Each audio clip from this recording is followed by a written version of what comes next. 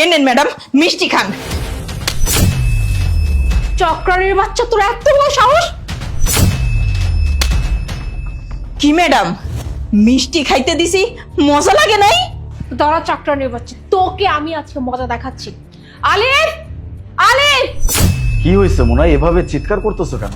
দেখো না, 2 টাকার এই চক্রানের বাচ্চা আমাকে পচা মিষ্টি খাইয়েছে, তার উপর আমাকে থাপ্পড় পর্যন্ত মেরেছে। হোয়াট? আপনি ওর গায়ে হাত তুলছেন কেন? মানে কেন এত বড় সাহস আপনার, কে দিল আপনাকে?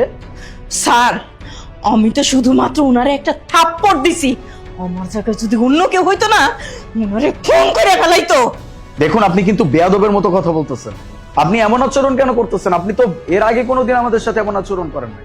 আজকে আপনার কি এমন হলো যে আপনি এমন ব্যবহার করতেছেন?